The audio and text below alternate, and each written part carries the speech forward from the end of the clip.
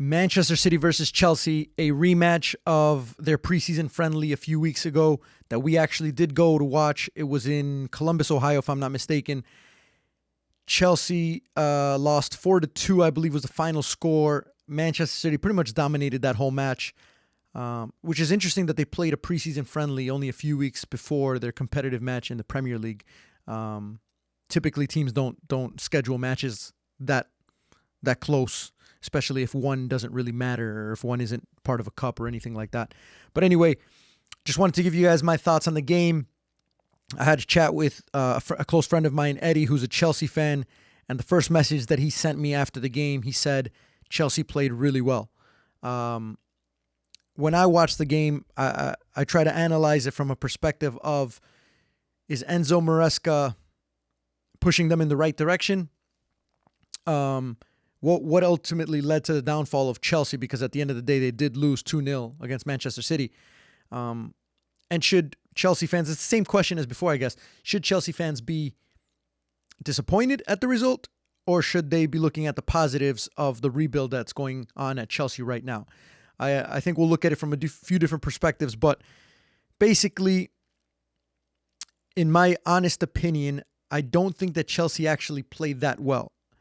I think their build-out was a little bit better. I think the things that they did improve was their patterns of play and their understanding of where each player needs to be and where the ball needs to move before it gets to that previous player. Because I think that was a huge problem in the preseason friendly, was a player would get it looking for a short pass or a player to run in behind, and the player who was making that run or the player who was checking off was just not in the right space, and they weren't very connected. So they lost the ball a lot.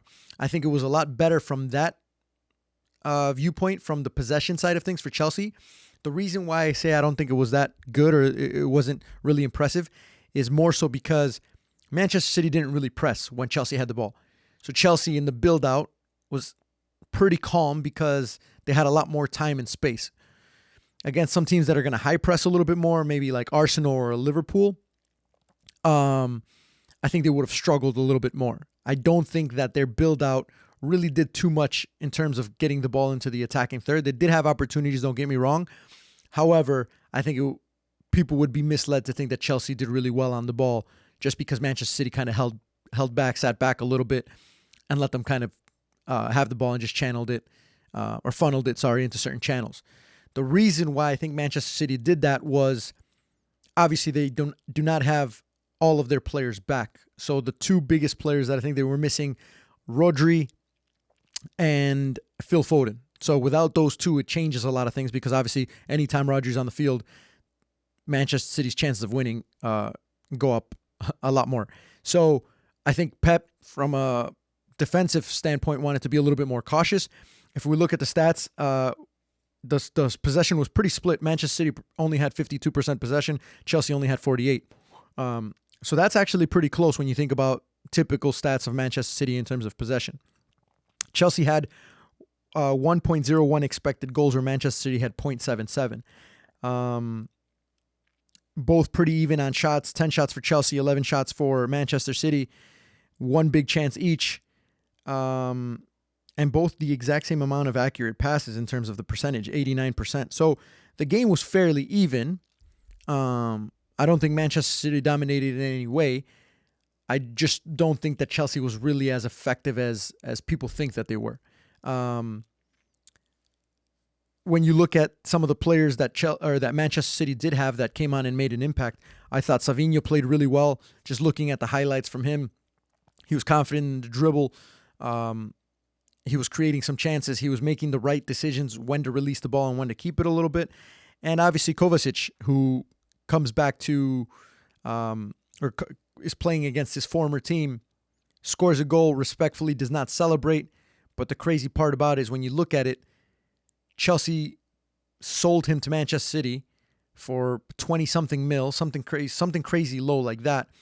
And then you look at Chelsea's midfield, and they have Enzo and Caicedo, who were both very expensive. Enzo over 100 mil, or right around 100 mil. So the fact that you have two players who are more than 3 or 4 times the amount that you just sold the player to Manchester City, it's crazy to think that Kovacic was better in the majority of the game than Enzo and Caicedo.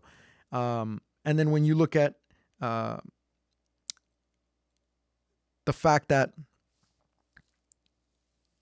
Chelsea, with all of these players, still are in the transfer market, trying to buy more players. And when you look at the total bill spent, it's like somewhere around $1.2 or $1.3 billion that they've spent on their squad. They still do not have a very good striker. Their goalkeeper's not as good. And it's clear that they still somehow have holes in their roster. You have 35 or 40 first-team players. You spent that much money, and you still do not have as many good players or as much depth as you think that they should have for that amount of money. But we already knew that. Everybody knew that when Todd Boehly came in and they just started buying a bunch of random players, it wasn't the right way to do things. It wasn't the right approach, where I think they should have been a little bit more selective. And they just got Joao Felix. It looks like that's pretty much confirmed. Chances are they're still going to be in the market for Victor Osimhen, which is crazy to think that they're just adding so many of these players. I think Jamie Carragher even said it. He said, don't worry about where he's going to fit into the team.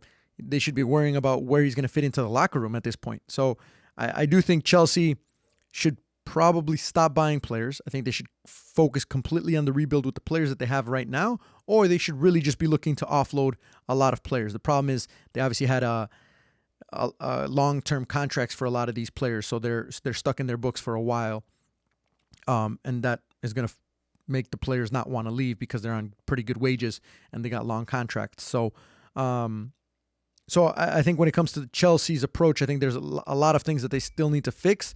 I think this was the week, if you're Chelsea, you would definitely want to play Manchester City in week 1. Any team will want to play Manchester City in week 1 because, especially after an international break, international tournaments, they're not getting their players back in time for preseason. So, like I said, they're missing a few big names. You would rather play them now when they're missing those teams or those players than right at the start of the new year, because you know Manchester City goes on these runs. So the fact that Chelsea could not capitalize on that, especially being at home at Stamford Bridge, is slightly disappointing. If I was a Chelsea fan, I'd be pretty upset about that. However, I don't think Enzo Maresca is to blame. I think Enzo Maresca has a good style. I did think that they did improve over the last few weeks since we saw them in the preseason. Like I said, in their build-out patterns and their passing patterns, they had a lot more success than they did a few weeks ago. So I think they are headed in the right direction. I was pleasantly surprised at the fact that I thought when Cole Palmer came back into the squad, he would be the 10, and then you would have Enzo Fernandez and Moises Caicedo as the 2 6s underneath him. Surprisingly, they actually kept Enzo where they did in the preseason as the 10, and they had Lavia and Caicedo as the 2 6s or the 2 pivots in there. So that was a bit interesting. And I think, again, they just don't have the right players in terms of Nicholas Jackson is not going to be a guy that's going to win you a game against Manchester City.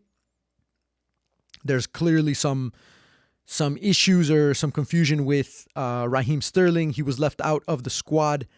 His camp and his agents are confused. They're wondering if they can get some clarity on the situation. I don't know if that was Enzo's decision or the board's decision, but if you're being left out of a squad, that typically means that, especially a player like Raheem Sterling, that typically means that they're getting ready to sell you, or that's what they want to do with you. So that'll be interesting to see what happens with that. But yeah, I think overall Manchester City, solid performance, considering their roster. They have a couple young players as well. Savinho's one of his first matches for Manchester City, coming back from being on loan to Girona. Manchester City's going to feel good. Pep's going to feel good about the fact that they got through that one. Again, difficult anytime you're away, especially at a place like Stamford Bridge. And some good positive things to look forward to if you're a Manchester City fan. However, if you're Chelsea, I think I would suggest that you guys stick to the plan, believe in the system, because Enzo Maresca is a good coach. There's some really good things that I think Chelsea were doing. they're just not ready yet. And if I was a consultant for Chelsea, I would say you guys got to stop buying players, get out of the transfer market. Not only is it the fact that you're overcrowding the locker room, it's the fact that it's very difficult to build a positive environment, one that's going to help you win games in tough situations when you have so many players and there's going to be so much competition for spots that it's almost unhealthy. I think they should adopt the approach similar to Arsenal, where it's 2 players in every position and that's it. You don't need to have 8 goalkeepers. You don't need to have so many different players. So those are my thoughts. Manchester City gets the dub, 2-0. Not the greatest of goals. Kovacic's goal was actually fantastic, but Erling Haaland, not that it was lucky, but it was one of those goals that when you concede, you're just kind of a little bit upset because it almost looked like it was a deflection right before it got to Erling Haaland. It was just a little scramble, and then it wasn't the greatest goal, but obviously if you're Manchester City, you'll take it. Chelsea's going to be disappointed, but we'll see what happens next week.